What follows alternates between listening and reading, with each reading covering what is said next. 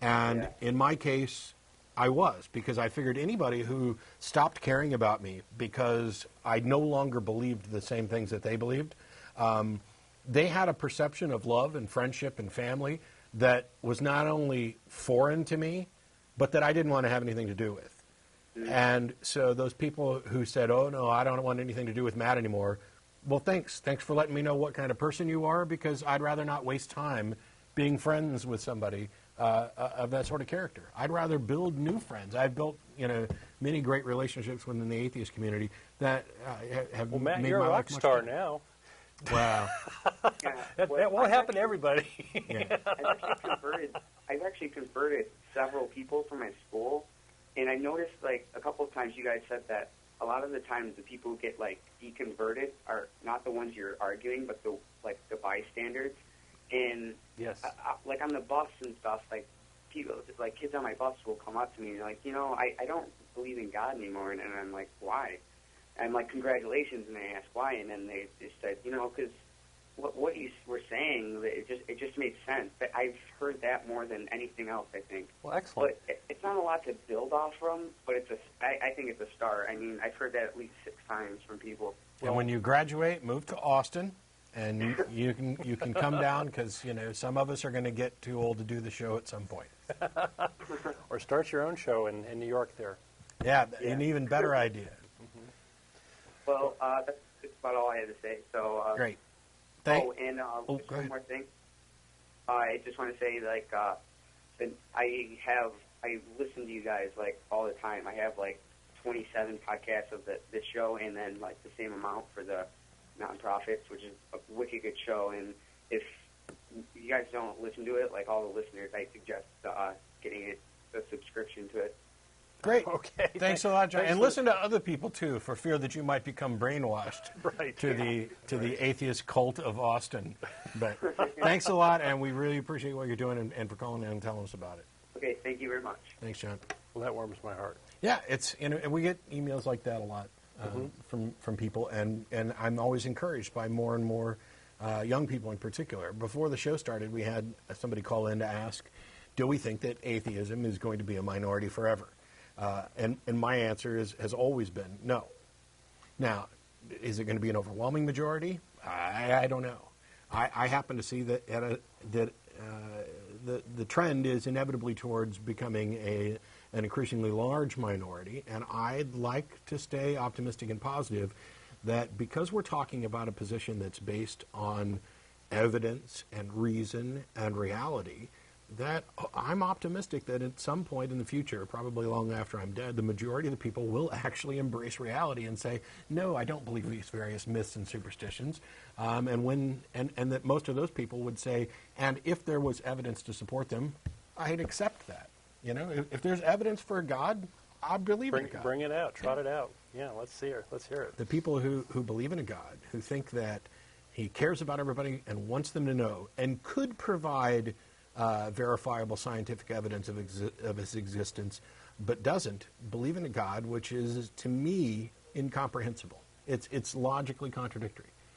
If you were in God's position and you loved everybody and wanted them to know you existed, and you were capable of providing scientific evidence to confirm your existence, why wouldn't you? And the fact that you haven't, I mean, doesn't that tell us a lot about whether or not claims about you are believable? Or the great God of Peekaboo. Yeah. We got Scott from Missouri. How are you? Hey, guys. I'm getting that echo. Are you on a cell phone? No, I'm on a landline. Oh, boy. Okay. Well, try to grin and bear it. There goes my finger. Yeah, I'll try to get through it. Just wanted to let you guys know I really appreciate what you do, and I think you guys are on the cutting edge of the atheist movement.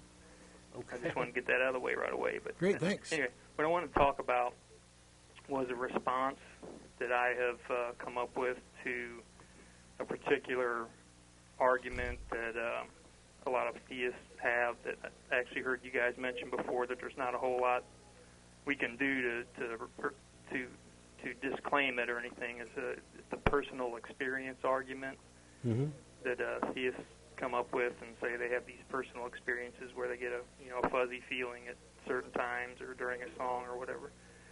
And I just wanted to throw it out there and see what you guys thought. Maybe it would help somebody else out in this situation, or you guys can critique it. Let me know what you think. Okay.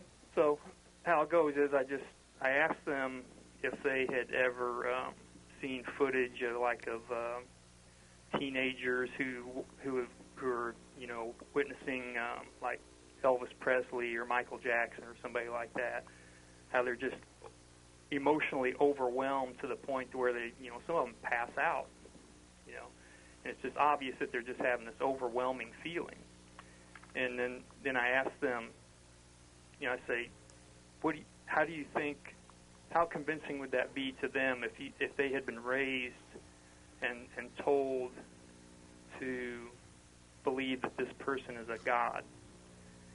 And I say basically that's what I feel is going on with you when you're having this fuzzy feeling.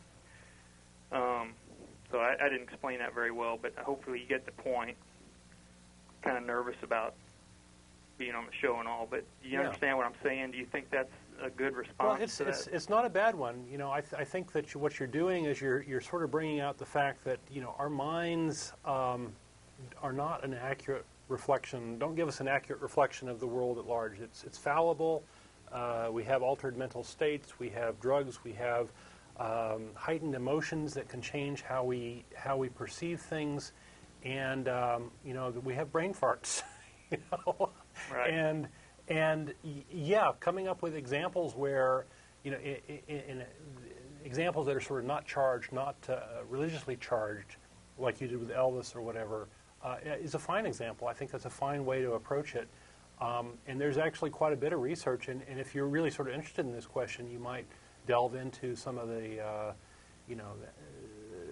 cognitive science and how the brain works and get a better handle on that. And you can actually, it's not too hard to find solid references to these sorts of things, these phenomena, and point out that these things are more likely, naturally occurring, problems or brain states that we have. So I think you're doing okay. Matt, did you want to add to it?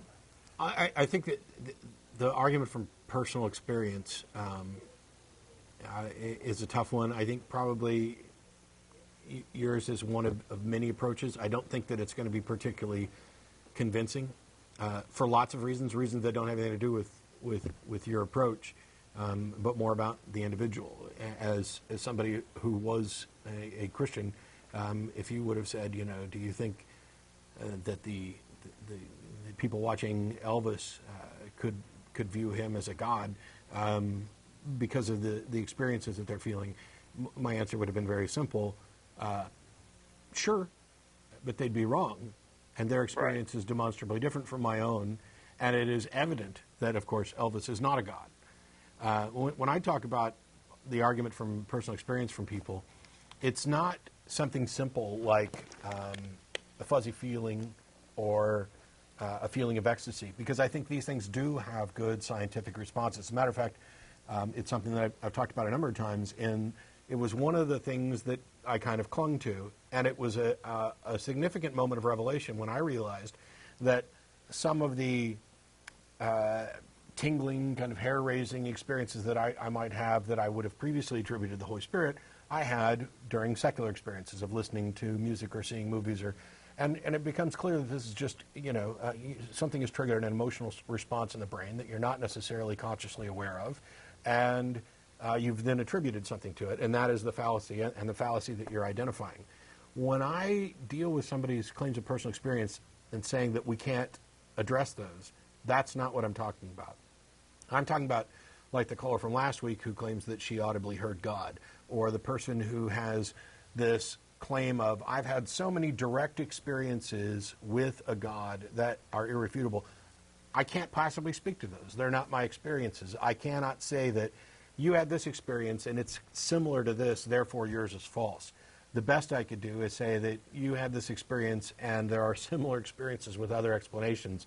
Therefore, I'm not justified in accepting the explanation you give. I'm not justified in accepting that this is attributed to God in your case. And the second kind of point on that is, couldn't God provide some evidence that was a little less ambiguous?